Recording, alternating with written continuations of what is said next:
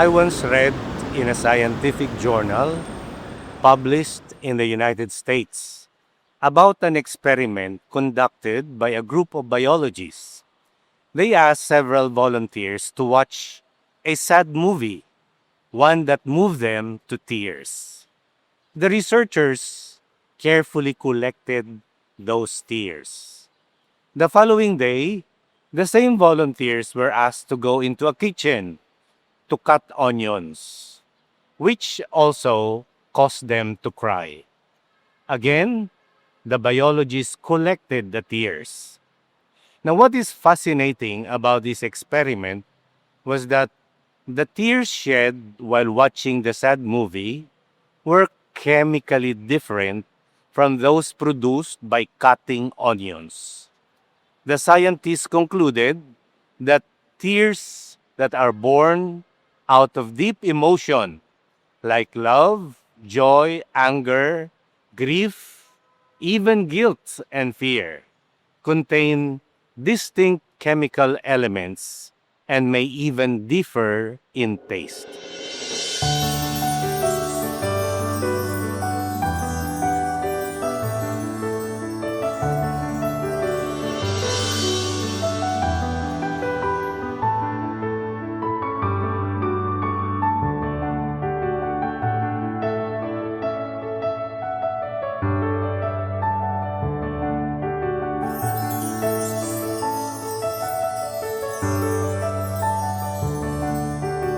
So perhaps there is truth in what we often say. Some tears are sweet, others are bitter, depending on the emotions that we carry. And also the people are right in saying that the roots of our eyes are in the heart. Our tears are simply the language of the heart made visible. That is why we say of someone who cannot cry, that is, he has a pusong bato, heart of stone, or worse, walang puso. Now I share this with you because on this feast of Saint Dominic, I remember a beautiful poem entitled Homage to a Saint, written by a famous Dominican, Father Simon Tagwell.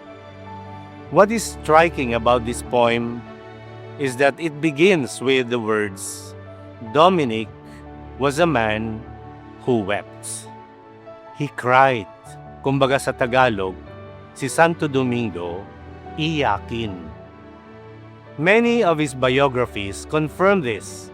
He described him as a man who wept.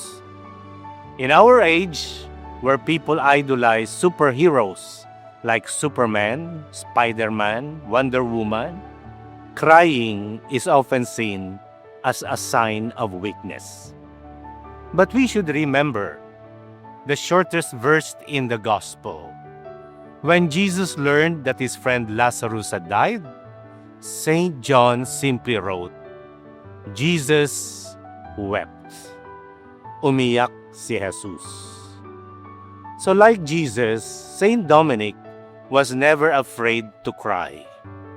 He was not ashamed to show that he could shed tears. He wept in prayer, often spending entire nights in tears, begging God in mercy. Was he a great sinner? No. He wept even over his smallest faults because he understood that when one truly loves God, even the smallest acts of betrayal can slowly erode the love between a husband and a wife. So too can small sins weaken our love for God. Saint Dominic also wept for the poor. As a student, during a terrible famine in Spain, he sold all his precious books, which were his greatest possessions, to feed the hungry and care for the sick. He did this not out of guilt because he was rich, but out of compassion. Perhaps this is why he left behind no written homily or sermon.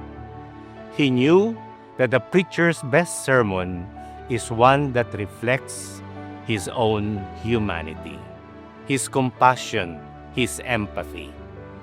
Saint Dominic also wept for those who remained ignorant or those who clung stubbornly to error. When false teachers misled the innocent and led them to sin, he would cry at night, "What will become of them?"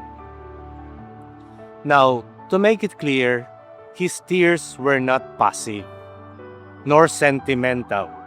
His tears moved him to action. They gave urgency to his mission. So when he felt the call of Christ to preach the gospel, he did not delay. He did not postpone it for tomorrow or next week, but he acted immediately. He preached tirelessly, even into the early hours of the morning. For him, God's work could never be postponed. That is why he is called the preacher of grace, because his preaching was not mere speech. It was God's grace breaking into the present moment. Saint Dominic was not an untouchable hero. He was human, very human, and that is precisely why he is easy to relate with and to imitate.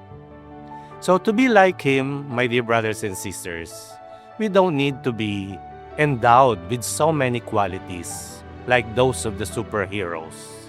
We need only a heart that is alive, a heart that feels, is moved, a heart that can break at the sight of suffering, and a heart that loves. Allow me to share with you a short story inspired by Irma Bombeck. I adapted it with this title, When God Created Saint Dominic. Here it goes, my dear brothers and sisters. When God created Saint Dominic, he went on overtime. So an angel curiously asked, "Why are you taking so long to create this man?" And God replied, "Because I want him to have an insatiable love for prayer, a voice that can preach tirelessly, feet strong enough to travel great distances, a mind capable of grasping both divine and human truths, and arms long enough to embrace human misery and bring it to divine mercy." The angel looked closer to what God was making and asked, "Does this model have a heart?" And God replied, "Yes, he has a heart." The angel touched the model and noticed there was a drop of liquid falling from its eyes. So the angel shouted, "Ah, God, there is a defect in what you are doing. There's a clear fluid leaking from the eyes." God smiled. "That is not a defect. That is called a tear." "What is it for?" the angel asked. And God replied, "It is for sorrow, joy, for failure, triumph. The tear is for love and compassion."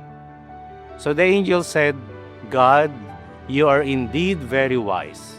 You placed that tear in that model." But God replied, "I did not put it there." And with a gentle smile, God added, "That tear is the proof that the heart of this man is working. It is moved by love." So my dear brothers and sisters, the clearest sign that we truly love is that like Christ and like Saint Dominic, we are not afraid to weep and do something when we are confronted by the sufferings of others. I hope that Saint Dominic will inspire us to become truly human, because it is by being truly human that we also become divine. God bless you all.